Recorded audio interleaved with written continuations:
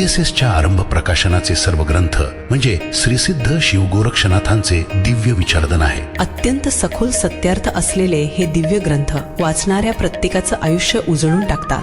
नाथ गीता, नाथ भागवत, नाथ पतंजली योग, अष्टावक्रनाथ गीता इत्यादी अनेक दिव्य ग्रंथ आमच्याकडे उपलब्ध आहेत. आमचा ईमेल ॲड्रेस आहे vssmeditation@gmail.com आणि मोबाईल क्रमांक आहे 9881463305.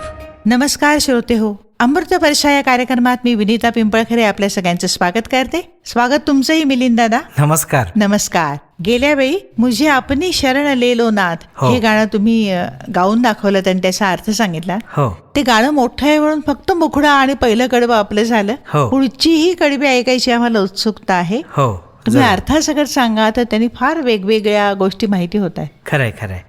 तर मुझे अपनी शरण ले लो नाथ और कुछ ना चाहू मैं बालक तुमरो तुम मेरो तात. आता गंमत बघा की प्रत्येक कडवं काहीतरी वेगळं सांगतंय, पण त्याच्यातला धागा एकच आहे. म्हणजे आपण एक माळ जी आहे त्याच्यामध्ये वेगवेगळे मणी आहेत, पण एका माळेत ओवलेले आहेत. तसं प्रत्येक कडवं, प्रत्येक शब्द, प्रत्येक लाईन जी आहे ती वेगळं काहीतरी सांगते, पण धागा एकच आहे. वेगवेगळ्या रंगाचे मणी. वा वा, सुंदर. देह को समझू सब कुछ अपना, मन बुद्धि और सत्य अहम भी, नित बदले हर रूप यहाँ का, शाश्वत समझू सब भी स्वयं भी. खोल दो आंखें अंतर की और आज कहो जो सच है बात. वा. देह को समझो सब कुछ अपना, देह को समझो सब कुछ अपना, मन बुद्धि और सत्य अहम भी, मन बुद्धि और सत्य अहम भी, नित बदले हर रूप यहाँ का, नित बदले हर रूप यहाँ का, शाश्वत समझू सब भी स्वयं भी, शाश्वत समझू सब भी स्वयं भी.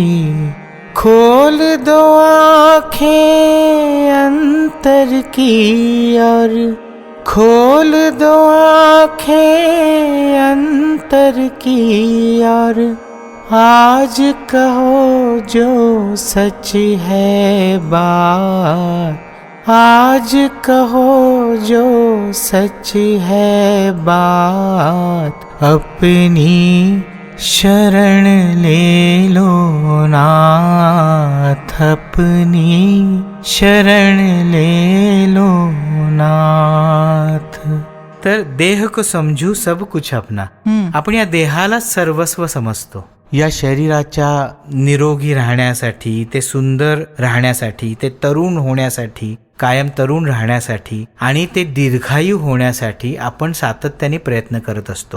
मनामध्ये सतत कुठेतरी ही भीती असते की अरे आपल्याला कुठला रोग होऊ नये, म्हणून मग आपण ते शरीर सुदृढ ठेवण्यासाठी व्यायाम करतो, डाएट करतो, ते शरीर स्वच्छ ठेवण्यासाठी आंघोळ करतो, ते सजवतो सुंदर दिसण्यासाठी, ते दीर्घायू होण्यासाठी आपण वेगवेगळ्या डाएटमधनं आपल्याला पोषण मिळेल आणि आपण आपला BMI जो आहे तो अजून तरुण राहील याच्यासाठी प्रयत्न करत असतो. जे जे काही प्रयत्न करता येतील वेगवेगळ्या पद्धतीने ते करत असतो. पण आपण हे विसरतो की त्या देहात मी जो आहे तो निरोगी आहे, तो अनंत काळापासूनचा दीर्घायू आहे, तो सुंदरच आहे, तो प्रकाशमान आहे आणि ज्ञानपूर्ण आहे.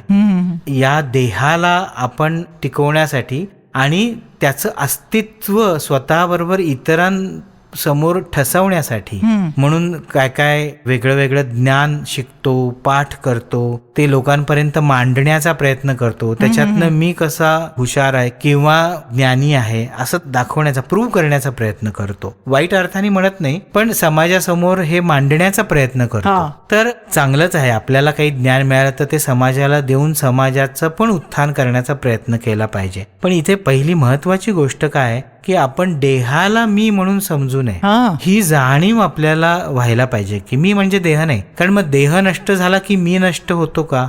तर उत्तर नाहीये. देह बालक स्वरूपामधनं तरुण स्वरूपामध्ये येतो, मध्यमवयीन स्वरूपात येतो आणि वृद्ध स्वरूपात होऊन मृत्यूला सामोरा जातो.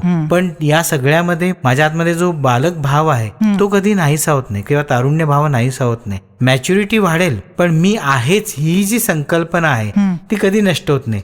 पण ती आपण देहाला लावायचा जेव्हा प्रयत्न करतो तेव्हा प्रॉब्लेम येतो. ते अज्ञानमूलक असल्यामुळे त्याच्यातनं भीती, दुःख, काही काळापुरतं सुख अशी सगळी गोष्ट घडते ना. कारण तारुण्य आहे तोपर्यंत सुख मिळत असतं, त्यामुळे आपण सुखी होत असतो. पण कोणी आपला अपमान केला किंवा त्या देहाला रोग जडला तर त्याच्यातनं आपल्याला दुःख निर्माण होतं. किंवा आपल्या देहाबद्दल कोणी काही कॉमेंट केली तर आपण हर्ट होतो, कारण देहाला आपण समजतोय. म्हणूनच नाथ म्हणतात की देह को समझू सब कुछ अपना, मन बुद्धी और सत्य अहम भी. मन, बुद्धी, अहंकार याला पण मी सत्य समजतो. आणि मी म्हणजे देह, मन, बुद्धी आणि अहंकार असं मी आहे असं समजतो. आणि तिथेच सगळा गोंधळ होतो, कारण मी या सगळ्याच्या पलीकडे आहे. जे बदलणार आहे, ज्याच्यात परिवर्तन प्रत्येक क्षणात होत आहे आणि जे नाहीसं होणार आहे ते म्हणजे मी नाही, ह्याला आत्मज्ञान म्हटलेलं आहे. आणि जे सतत बदलत आहे ते अज्ञान आहे. तर मन, बुद्धी, अहंकार आणि देह हे सतत बदलत आहे ह्याची सातत्याने जाणीव मनामध्ये ठेवणं म्हणजे आत्मज्ञान जागृत ठेवणं, आणि त्यानेच आपलं उत्थान होणार आहे. बर याची आतमध्ये कायम नोंद घेतली पाहिजे. दुसरं पुढे सांगितलं, नित्य बदले हर रूप यहाँ का, शाश्वत समजू सब भी स्वयं भी. सगळ्या बाह्य गोष्टी ज्या आपण डोळ्यांनी बघतो आणि आपल्या पाचही सेन्सेसनी सेन्स करत असतो, पंचतत्वांनी आपण जे सेन्स करतो ते सत्य समजतो, पण त्याचं रूप बदलतंय, त्यामुळे ते शाश्वत नाहीये, अशाश्वत आहे, म्हणून ते असत्य आहे. आणि देहाला शाश्वत समजतो ते पण असत्य आहे, ते बदलत असल्यामुळे. आणि इथे नाथांना आपण विनंती करतोय, पहिल्या कडव्यामध्ये म्हणलं की ऐसी कृपा हो जाए तुम्हारी, छूट न पाए तुमरो साथ. तसं दुसऱ्या कडव्यात म्हणतोय, खोल दो आंखें अंतर की और आज कहो जो सच है बात. मला सत्याची जाणीव करून दे. अंतर चक्षु म्हणजे तिसरा नेत्र ज्याला आपण म्हणतो, तो माझा उघड, आत्मज्ञानाचा चक्षु उघड, आणि मला सत्य जे आहे ते तू उलगडून दाखव. म्हणजे या सगळ्या भ्रमातनं मी बाहेर पडेन आणि माझं उत्थान होईल. आपल्याला चित्रामध्ये दिसतं की शंकराचे दोन्ही डोळे अर्धोन्मिलित आहेत, म्हणजे बंद आहेत, आणि तिसरा डोळा त्याच्या कपाळावरती रेखाटलेला असतो. पण प्रत्यक्षामध्ये तो भौतिक डोळा नाहीये, तो आत्मज्ञानाचा डोळा आहे, तो अंतरचक्षु आहे. पण चित्रकार किंवा शिल्पकार तो प्रतिकात्मक दाखवतात की तो आपल्या थर्ड आय चक्रामध्ये म्हणजे आज्ञा चक्रात आहे. आणि डोळ्यासारखा डोळा आहे म्हटला जातो, म्हणजे कारण आपण बघतो ना, त्या बघण्यामधनं आपल्याला सगळं ज्ञान होतं. तसं ते सूक्ष्म बघणं म्हणजे तिसरा डोळा आहे, आणि तो आज्ञाचक्रामध्ये असल्यामुळे तिथे तो रेखाटलेला आहे. तर त्याचं प्रतिकात्मक स्वरूप आपण बघतो, आणि तो फक्त ध्यानातनं, ज्ञानातनं, समर्पणातनं गुरु आपल्या आतमध्ये जागृत करतात.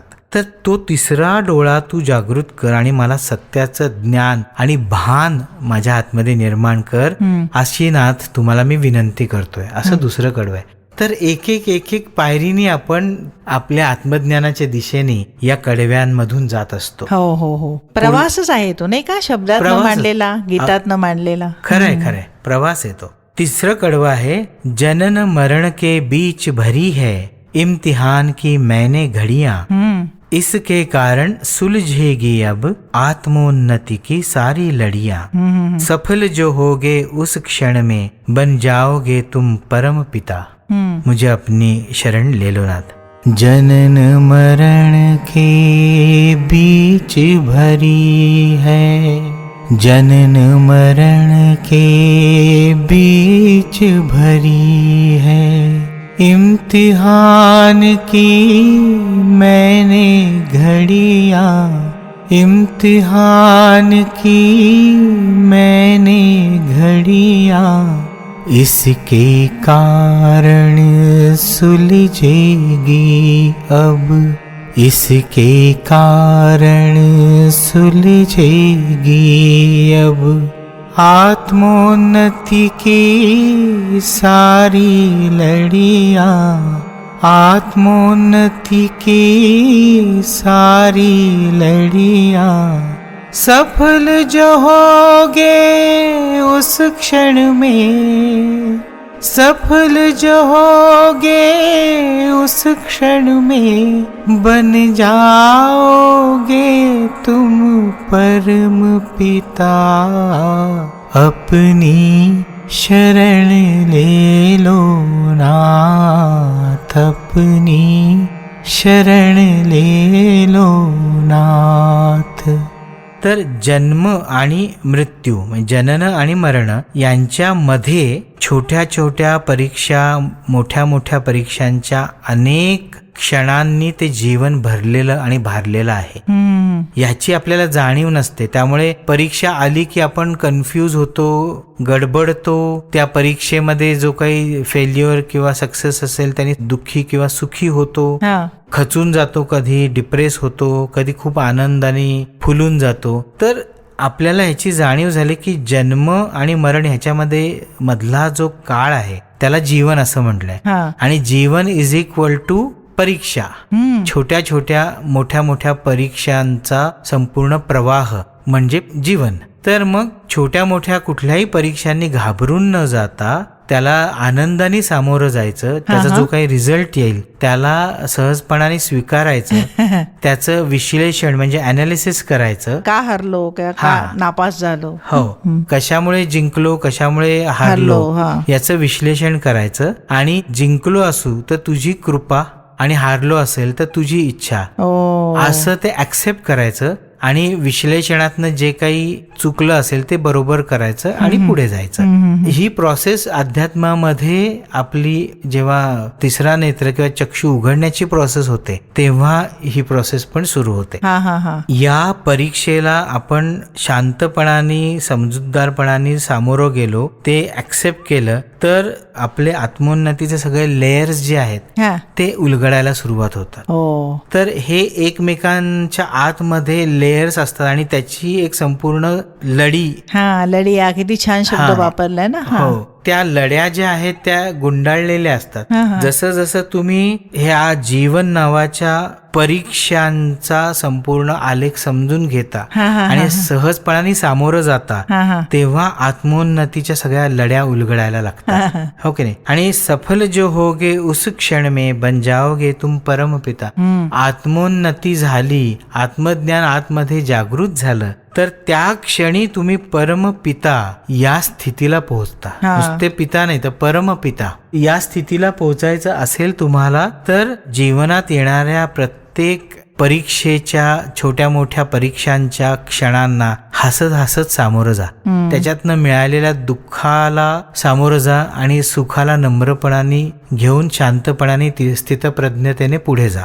तर अशा या दोन कडव्यातनं आपल्याला संपूर्ण जीवन कसं जगायचं ह्याचं सार दिलेलं दिसतं. आणि जन्म आणि मृत्यू ही प्रत्येक क्षणी घडणारी घटना आहे या पृथ्वीवरती. त्यामुळे जन्म झाला म्हणजे काहीतरी खूप मोठं झालं अशी गोष्ट मनातनं काढून टाका. आणि मृत्यू झाला म्हणजे खूप काहीतरी दुःखाची किंवा वाईट गोष्ट झाली हेही डोक्यातनं काढा. मधला जो काळ आहे जीवनाचा त्याच्यात तुम्ही काय विचार करता, कसं तुम्ही वर्तन करता आणि दिव्य विचारांनी दिव्य वर्तन करून तुम्ही तुमच्या अंतिम उन्नतीच्या निजधामापर्यंत पोहोचता की नाही ह्याला महत्व तिथे आपण दिलं पाहिजे. आणि त्याचा विचार आपण जेवढा जास्त करू आणि आपल्या आयुष्यामध्ये त्याचं इम्प्लिमेंटेशन करू तेव्हा आपण सफल नक्की होणार असं आपल्याला नाथ सांगतात. आणि त्याचा फॉर्म्युला त्यांनी दिलेला आहे. शब्द नुसते काहीतरी दिव्य गोष्ट सांगतात असं नाही, तर प्रॅक्टिकली कसं वागायचं, विचार करायचा आणि सफलता म्हणजे सक्सेस मिळवायचा